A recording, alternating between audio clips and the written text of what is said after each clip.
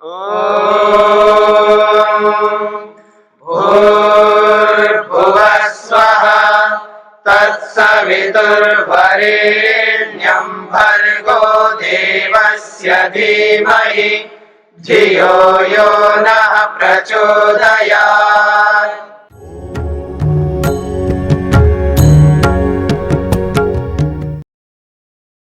आगे बढ़े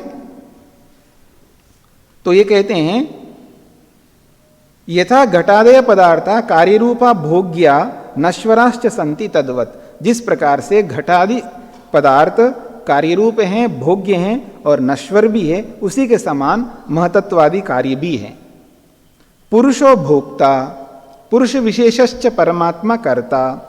कहते हैं पुरुष तो भोक्ता है, भोग करने वाला है, और जो विशेष पुरुष जो परमात्मा है वो इस भोग्य को बनाने वाला करता है। प्रकृतिश्च नित्या, और प्रकृति नित्य है, किंतु तद भिन्नानि महतत्वादीनि, और प्रकृति से अलग है ये महतत्वादि कार्य पदार्थ। तस्मात्, इसलिए तानि कार्यानि संति, इसलिए महतत्वादि जो पदार्थ हैं वो कार्य हैं, ये कहना चाहते हैं। सूत्रार्थ लिखिएगा।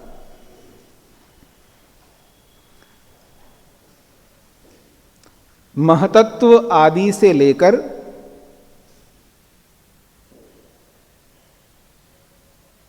महतत्व आदि से लेकर भूतेंद्रिय पर्यंत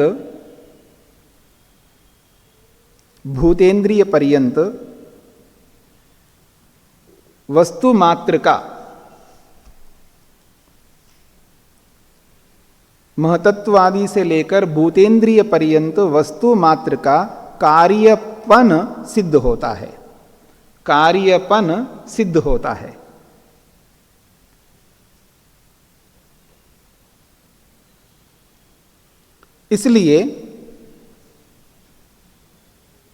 इसलिए प्रकृति और पुरुष से भिन्न होने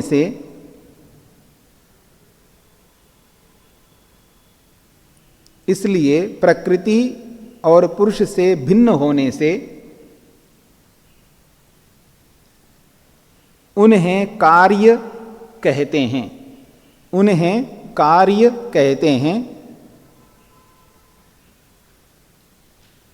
घड़े आदि के समान।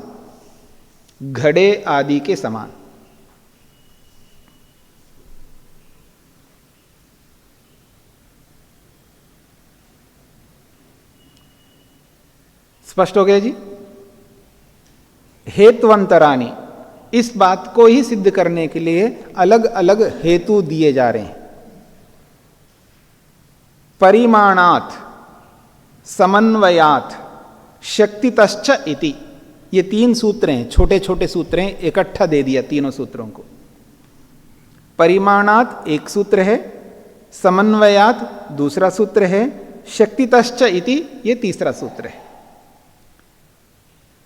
महतत्व, अहंकार, मन, ज्ञानेन्द्रियां, कर्मेंद्रियां, तन्मात्राएं, पंचमाभूत, ये संपूर्ण ब्रह्मांड जो दिखाई दे रहा है ये कार्य है। इसमें हेतु क्या है? कारण बताइए। तो बताया परिमाणात्, पहला कारण बताया। परिमीयते संकुच्यते यत् तत्परिमाणम। परिमाण को परिमाण क्यों कहते हैं? तो उन्होंने कहा परिमीयते, नापा जाता है, तोला जाता है। संकुच्यते, जो संकोच को प्राप्त होता है। यत् तत्परिमाणम, जो ऐसा होता है, जो संकोच को प्राप्त होता है, जिसको नापा तोला जाता है, उसको परिमाण कहते हैं। संकोच धर्मी तस्मात्, संकोच धर्मी होने के कारण से जो भी कार्य पदार्थ है वो संकोच धर्मी। संकोच का मतलब समझते हैं? सुकड़ना, संकुचित होना, एकत्रित होना, इकट्ठा होना। ये जो इकट्ठा होने का जो भाव है, स्वभाव है, ये कार्य पदार्थों में होगा। ठीक है जी। कारण पदार्थों में ये भाव नहीं है, अथवा जो नित्य पदार्थ हैं वो ऐसे नहीं होते हैं। आत्मा जो है उसमें संकोची विकासी धर्म नहीं होते हैं, योग दर्शन में स्पष्ट किया है। आत्मा ना तो फैलता है और न सिकुड़ता है। ये मत समझना हाथी के शरीर में गया आत्मा तो बहुत फैल गया, और ये मत समझना चींटी के शरीर में गए तो बहुत सिकुड़ गया आत्मा। ऐसा नहीं है, आत्मा तो जैसा है वैसा ही रहेगा। मेरी बात समझ रहे हैं? आत्मा जिस रूप में है उसी रूप में रहेगा, उसमें कोई भी परिवर्तन नहीं हो सकता। लेकिन इसमें परिणाम है, इसमें परिवर्तन होता है। ये संकुचित भी होते हैं और फैलते भी हैं। हाँ जी। वंदनीय आचार्य जी, जैसा आपने बोला कि आत्मा हाथी के अंदर जाएगा तो हाथी जितना नहीं होगा जी, तो ये जैन धर्म वाले तो ऐसे ही बोलते हैं कि हमारे में जो आत्मा है वो पूरी है, हमारी जितनी ही है, जितना हमारा परिमाण है उतनी आत्मा का परिमाण है। ये जैन धर्म वाले ऐसे कहते हैं। हाँ, वो ऐसा कहते हैं, पर ऐसा नहीं है, ऐसा नहीं है। अगर ऐसा आप कहेंगे, इसका मतलब ये है कि हाथी के शरीर में जो आत्मा वो अलग होगी और चींटी के अंदर जो आत्मा वो अलग प्रकार की होगी। ठीक है ना, अलग वेराइटी की होगी ना। फिर तो हर आत्मा अलग अलग वेराइटी की है। कोई नाटा आदमी है 5 फुट का तो उसकी आत्मा जो है 5 फुट की है, और कोई लंबा आदमी 7 फुट का है तो उसकी आत्मा 7 फुट की, ऐसा माना जाएगा। तो बहुत सारे दोष आएंगे उसमें। पर आत्मा ऐसा नहीं है। शरीर में आप ये अंतर बता सकते हैं, शरीर कोई लंबा हो सकता है, कोई नाटा हो सकता है, हाँ? पर आत्मा तो उतना ही रहेगा, जितना है उतना ही है, उसमें कोई बदलाव नहीं आ सकता। अगर बदलाव आएंगे इसका मतलब ये है कि उसमें संकोच विकास धर्म होते हैं, उसमें परिणाम धर्म होता है, बदलाव का रूप आता है। लेकिन अपरिणामिनी कहा आत्मा को, योग में आत्मा को कहा अपरिणामिनी, उसमें कोई चेंजेस, कोई परिवर्तन नहीं हो सकते, और वो किसी भी वस्तु के साथ जाकर के घुल मिल नहीं सकता आत्मा। उसको कहा अप्रतिसंक्रमा। आत्मा किस रूप में है? अप्रतिसंक्रमा। प्रतिसंक्रम कहते हैं किसी के साथ जाकर के घुल मिल जाना। जैसे चीनी को दूध में पानी में डाल के घोल दो तो उसके साथ घुल मिल जाएगा। पानी अलग, चीनी अलग, दूध अलग, चीनी अलग नहीं दिखाई देगा, उसके साथ घुल मिल जाता है। पर आत्मा ऐसा घुलता मिलता नहीं है, इसलिए वो अपरिणामी के साथ साथ अप्रतिसंक्रमा है, घुलता मिलता नहीं आत्मा। और योग में स्पष्ट कर दिया, वो संकोच विकास धर्मों से रहित है, वो एक ही जैसा रहता है। कूटस्थ नित्य कहा है इसको। कूटस्थ नित्य का मतलब है वो जैसा है वैसा ही रहता है। केवल वो ही नहीं है, सत्व रजतम भी वैसा ही है। इकाई के रूप में एक सत्तू को लेको, वो जैसा है वैसा ही रहेगा। हां, जब उस सत्तू को और फिर एक रज को और एक तम को, तीनों को मिलाओ तो बदलाव आ जाएगा। पर सत्तू के रूप में वो वैसा ही रहेगा, उसमें कोई बदलाव नहीं होगा। मेरी बात समझ रहे हैं आप लोग? तो नित्य पदार्थ जो है वो कूटस्थ नित्य कहते हैं उसको। एक होता है परिणामी नित्य और एक कूटस्थ नित्य।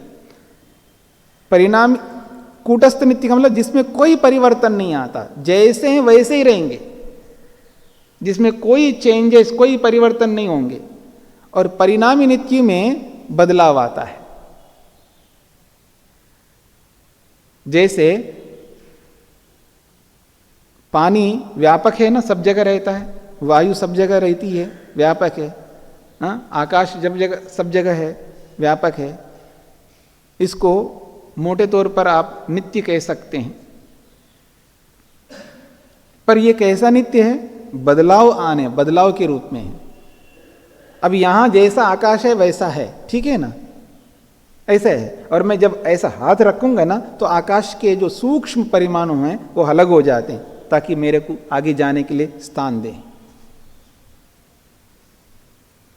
ये बात समझ में आ रही है? क्योंकि आकाश भी तो एक द्रव्य है ना। पंचमा भूतों में एक भूत है आकाश, जो कि तन्मात्राओं से बना है, ठीक है ना। आकाश शब्द तन्मात्रा से आकाश नामक पंचमा भूत एक बना है। तो इसका मतलब किसी कारण द्रव्य से बना है, तो इसमें कोई अणु होंगे ना, परमाणु होंगे ना, सूक्ष्म तत्व होंगे ना। ये अलग बात है, बहुत सूक्ष्म होंगे जो हमको दिखाई नहीं देते, हमारे आज के यंत्रों से भी पकड़ में नहीं आते, ये इतने सूक्ष्म, याद रखना। ये जो आकाश के परमाणु है वो इतने सूक्ष्म है, आज के हमारे यंत्रों में ये सामर्थ्य अभी तक आया नहीं है कि इस आकाश के परमाणु को पकड़ सके। लेकिन जब से हम आगे बढ़ेंगे, आना जाना करेंगे, ये हमको जगह देते हैं, प्रवेश करवाते हैं हमको। निष्क्रमणम प्रवेशनम, ये दो धर्म है, विशेष धर्म है आकाश के, जो आना और जाने के लिए वो हमारे को स्थान देते हैं। ठीक है जी, तो यही कहना चाह रहे हैं यहां पर।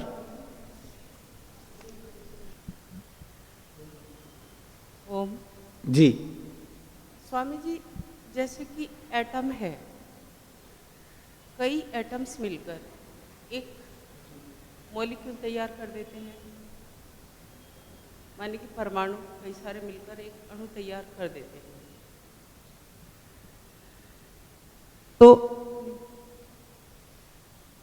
तो जो हमारे ये तीन तत्व हैं, सत, रजस, तम, तो जो मैं समझ पा रही हूँ, तो क्या मैं सही समझ रही हूँ? आपको सिर्फ आप मेरे को ये बताइएगा ज़रूर, क्योंकि मैं अभी तक कंफ्यूज हूँ इस मामले में कि सत, रज, तमस तीनों एटम्स के रूप में है शायद, और उन एटम्स को मिलाकर जो ये महातत्व बना है, ये अणु बन गया। और अणु भी वो दिखने वाला नहीं है, हमारी आंखों को बिल्कुल नहीं दिख पाता है, लेकिन वो है, इट एग्जिस्ट। और फिर उनसे सारी प्रक्रिया जैसे कि ईश्वर ने की है, तो वो एक रासायनिक प्रक्रिया की तरह हो गए, प्रोसेस की तरह हो गए। जो मैं कॉन्सेप्ट अपने दिमाग में अभी तक लेकर चल रही हूँ, जितना समझ पाई उसके हिसाब से, तो क्या मैं ये सही कॉन्सेप्ट लेकर चल रही हूँ? नहीं, एटम एक अलग चीज है और सत्व रज तम एक अलग चीज है। क्योंकि एटम तो वो है जो जिसको आज हम मान लीजिएगा साइंटिस्ट लोग देख पाएंगे, वो एटम अलग चीज है, और जो जिसको हम सत्वरज तम कहते हैं वो बहुत आगे की चीज है। इसलिए आज का जो भौतिकी विज्ञान है, आज का जो फिजिक्स है, वो अभी इस पूरे ब्रह्मांड का जो रॉ मटेरियल है वहां तक नहीं पहुंच पाया। वो खुद कहते हैं अभी हम पहुंच ही नहीं पाए। और यहां जिस सत्व रज तम को लेकर के हम चर्चा कर रहे हैं, ये इस ब्रह्मांड का वो मूल तत्व है, रॉ मटेरियल है, अंतिम चीज है। हम इसके आगे कोई है ही नहीं है, वही अंतिम है। तो ये अलग तत्व है, और एटम तो बहुत स्थूल बात है, अति स्थूल की बात है। एटम से तो बहुत आगे पहुंच गए वो लोग, साइंटिस्ट जो है एटम से तो बहुत आगे पहुंच गए। वो तो प्रोटॉन, इलेक्ट्रॉन इन सब तक पहुंच गए। नहीं, उससे आगे पहुंच गए। उसमें भी नैनो आ गया है। हाँ, उसमें भी और आगे सूक्ष्म क्वार्क्स में चले गए, क्वार्क्स से भी और आगे चले गए। नहीं, वो साकार निराकार का प्रसंग नहीं है। प्रसंग ये है कि सूक्ष्म से सूक्ष्म बनते जा रहे हैं तत्व, तो जितना जितना वो लोग पता लगा पाए हैं वो उतना तक पहुंच गए। अभी तक इस यूनिवर्स का मूल रॉ मटेरियल क्या है वहां तक अभी पहुंचे नहीं है। तो हम तो उस मूल रॉ मटेरियल पर जाकर के बात कर रहे हैं यहां पर। तो इसका कॉन्सेप्ट, उनका कॉन्सेप्ट बिल्कुल अलग अलग है। ठीक है, हाँ जी, हम चलते हैं। परिमाणात, एक हेतु एक कारण बताया गया है। जो संकोच विकास को प्राप्त होने वाला है, संकोच धर्मित्वात् परिमितत्वात्, संकोच धर्म वाला होने से और परिमित धर्म वाला होने से, सीमित धर्म वाला होने से, परिमित योगत्वात्, परिमिति योगत्वात्, परिमिति एक सीमा है उसकी, जिसके कारण से ये इतना द्रव्य है जो कि संकुचित होकर के हमारे सामने आता है। तो परिमाण वाला होने से वो कार्यद्रव्य है। एक बात बताइए। अब दूसरा हेतु दिया है समन्वयात्, कारण अनुसारेण स्वरूपवत्वात्। समन्वय उसमें होता है। कार्य पदार्थों में एक धर्म होता है समन्वय। समन्वय का मतलब है वो कारणों में समन्वित होता है, यानी कारणों में कार्यद्रव्य रहता है। प्रत्येक कार्यद्रव्य अपने कारण द्रव्य में विद्यमान रहता है, यह हेतु है। कारण अनुसारेण स्वरूपवत्वात्, कारण के अनुसार अपने स्वरूप में आता है, यानी कारण के अनुरूप ही अपने स्वरूप में आता है। हर कार्य द्रव्य अपने कारण में विद्यमान रहता है, यह है समन्वय। समन्वय का मतलब है समवेत रहता है, अपने कारण द्रव्य में वो समवेत रहता है, यानी विद्यमान रहता है। इसको समन्वयात शब्द से कहा है।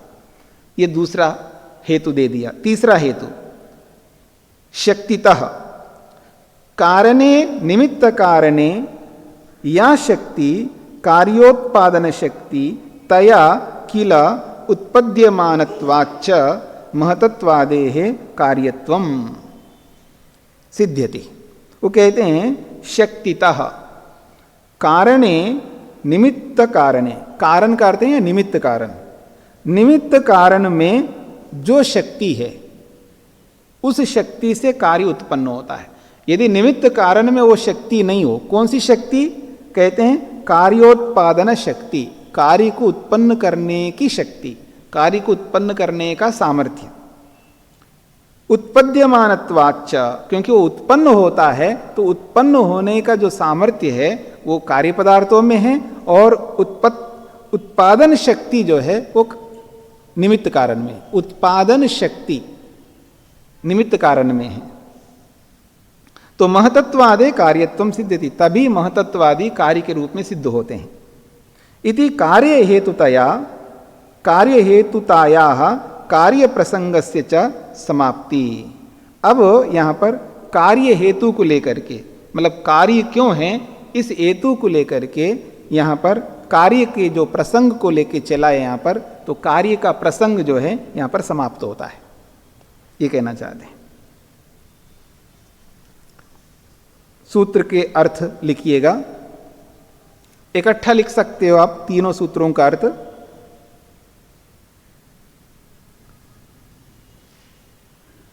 परिमाण वाला होने से, अर्थात संकोच धर्म वाला होने से,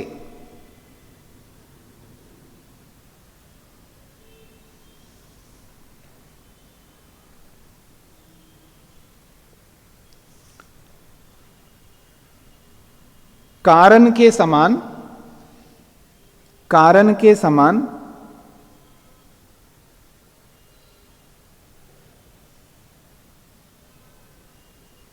कारण के समान विशेषताओं वाला होने से, कारण के समान विशेषताओं वाला होने से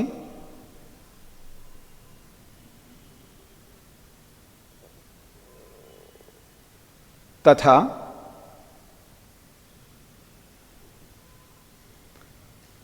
निमित्त कारण की शक्ति के द्वारा, तथा निमित्त कारण की शक्ति के द्वारा,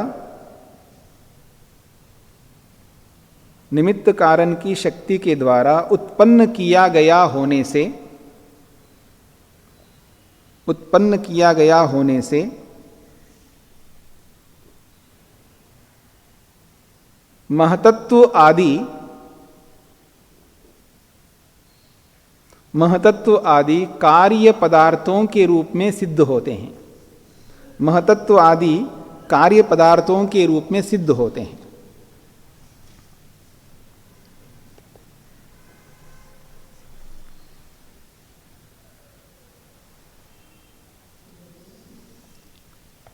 महतत्व आदि कार्य पदार्थों के रूप में सिद्ध होते हैं।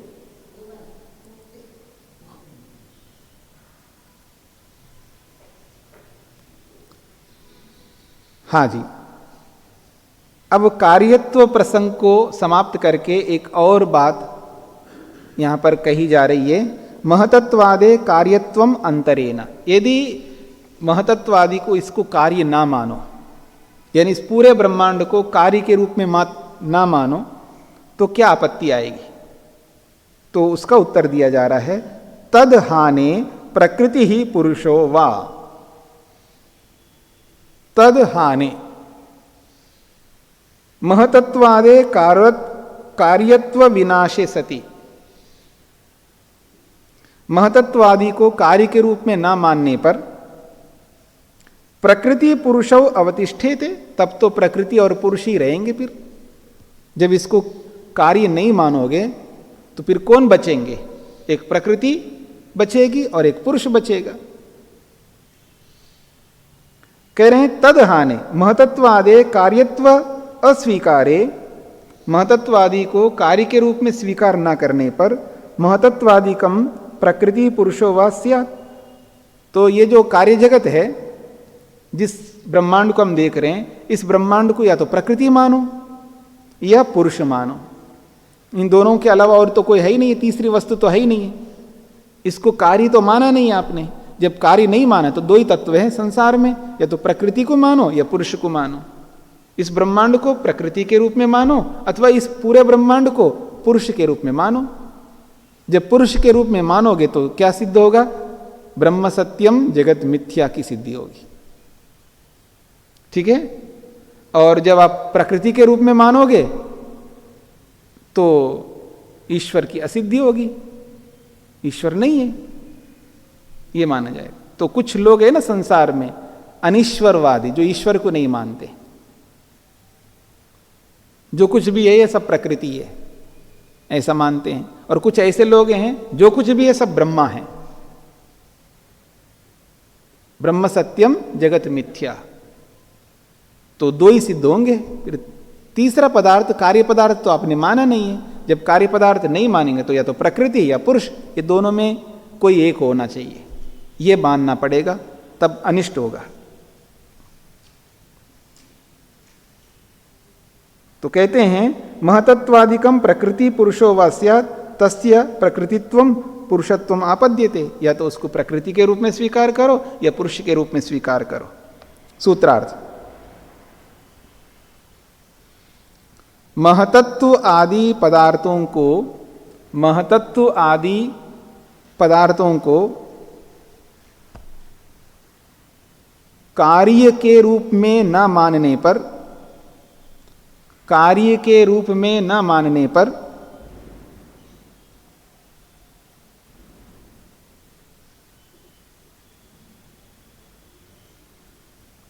या तो प्रकृति के रूप में सिद्ध होगी, या तो प्रकृति के रूप में सिद्ध होगी,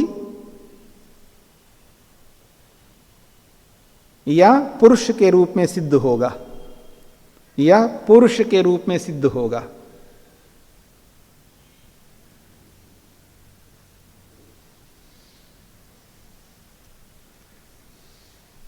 इसलिए इन दोनों से अलग कार्य होता है, इसलिए इन दोनों से अलग कार्य होता है।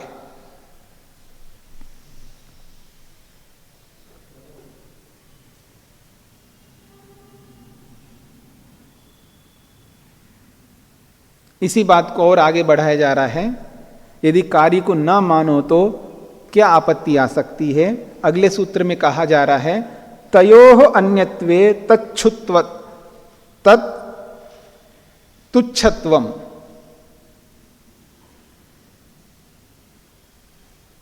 हाँ जी, सूत्र में अशुद्ध लिखा हुआ है तच्छुत्वत्वम। हाँ, उच्छत्वम लिखा है ना, उसको तच्छुत्तत्वम ऐसा लिखना है आपको। या तुच्छत्वम भी कह सकते हैं, तयोरन्यत्वे तुच्छत्वम ऐसा भी कह सकते हैं। कह रहे हैं यदि महतत्वादिकम न विनश्येत, यदि महतत्वादि को विनाशी नहीं मानो, यानी कार्य न मानो, यदा न कार्यम स्यात् किंतु ताभ्याम प्रकृति पुरुषाभ्याम अन्य वस्तु भवेत, किंतु उन दोनों से अलग प्रकृति पुरुष के रूप में ही हो, तदा तथा भूतस्य वस्तु नः तुच्छत्वम अभावः प्रसज्येता। ऐसा मानने पर तो ऐसे स्वरूप वाले का संसार में कोई अस्तित्व नहीं है, क्योंकि वो तुच्छत्व की सिद्धि हो जाए। तुच्छत्व का मतलब है अभाव, अभाव की सिद्धि होगी। ये तो न ही प्रकृति पुरुषाभ्याम अन्यत नित्यम अनश्वरम वस्तु भवितुमर्हति, क्योंकि दुनिया में प्रकृति और पुरुष से भिन्न और कोई वस्तु नित्य नहीं है। तो इसको कैसे हम माने नित्य? इस संसार को, इस ब्रह्मांड को नित्य नहीं मान सकते। यदि आप प्रकृति और पुरुष से अलग इसको ब्रह्मांड को नहीं मानोगे तो क्या सिद्ध होगा? ये नित्य सिद्ध होगा। पर नित्य तो नहीं मान सकते, ये तो बिगड़ता हुआ दिखता है संसार। जहां पर भी टूटना फूटना होता हो तो समझ लेना वो नित्य नहीं है। और प्रकृति यानी ये सारा ब्रह्मांड टूटता हुआ फूटता हुआ दिखाई देता है। पकड़ में आ रहा है आपको? धरती को आप खोदो तो खुदेगा नहीं खुदेगा? इसका मतलब टूट रहा है ना। जहां टूटना फूटना होता है ना तो समझ लेना वो नित्य नहीं हो सकता, क्योंकि नित्य वस्तु वो होती है जिसमें टूटना फूटना नहीं होता है। आत्मा को नित्य क्यों कह सकते हैं? क्यों कहते हैं? क्योंकि वो टूटता फूटता नहीं है। नहीं तो फिर ये क्यों कहेंगे नैनम छिंदन्ति शस्त्राणि, बोलते हैं ना, क्योंकि शस्त्र उसको काट नहीं सकते, टुकड़े नहीं कर सकते। तो जहां टुकड़े होते हो तो समझ लेना वो नित्य नहीं है। यही समाधान है। सूत्रार्थ लिखिएगा।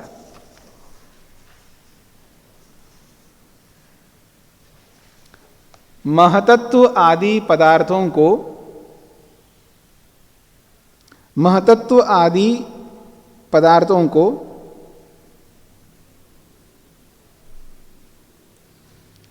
प्रकृति और पुरुष से भिन्न न मानने पर, प्रकृति और पुरुष से भिन्न न मानने पर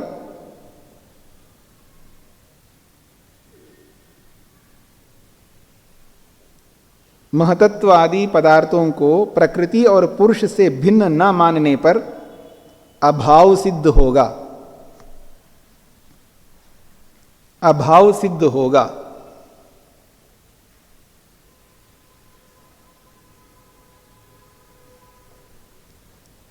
इसलिए प्रकृति और पुरुष से भिन्न ही कार्य को मानना पड़ेगा।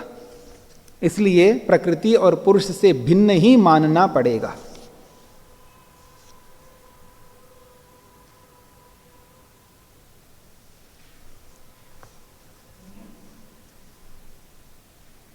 हाँ जी, 135वें सूत्र की भूमिका के रूप में संक्षेप में बताया जा रहा है, वस्तुतस्तु महतत्वादि कार्यम प्रकृतिश्च कारणम। वास्तव में तो ये बात है कि ये जो महतत्व अहंकार ये सब कार्य पदार्थ हैं और प्रकृति कारण पदार्थ है। ये आपको स्वीकार करना ही पड़ेगा यतः, क्योंकि कार्यात कारण अनुमानम तत्साहित्यात्। ये संसार में एक यूनिवर्सल लॉ है, सार्वभौम सिद्धांत है। क्या? कार्यात कारणस्य अनुमानम जायते। किसी भी कार्य पदार्थ को देखो, यानी किसी भी संसार का कोई भी पदार्थ को देखो, उसका कारण का अनुमान होता है, उसके कारणों को हम जान लेते हैं। तो कार्यात कारणस्य अनुमानम भवत् जायते। कार्य से कारण का अनुमान होता है। कथम? तत्साहित्यात्। कारण साहित्यात् कार्य सत्ता भवति। कारण में रहने के कारण से ही कार्य की सत्ता होती है। अथवा यूं कहिए, कार्ये खलु कारणम सूक्ष्मम सत् परिपूर्णम तिष्ठति। कार्य में कारण पदार्थ जो है सूक्ष्म रूप में विद्यमान रहता है। कार्ये खलु कारणम सूक्ष्मम सत्। कार्य में कारण पदार्थ सूक्ष्म होता हुआ परिपूर्णम तिष्ठति, उस पूरे कार्य पदार्थ में रहता है कारण। घटे मृत्तिका, जैसे घड़े में मिट्टी। पटे तंतवा, जैसे वस्त्र में धागे। तंतुषु कार्पाशांशवः, और धागों में रुई के अंश। जैसे यहाँ पर है वैसे ही महतत्वादि कार्य पदार्थों में भी कारण पदार्थ सूक्ष्म रूप में विद्यमान रहते हैं। तस्मात् कारण साहित्यात् कार्यम महतत्वादिकम।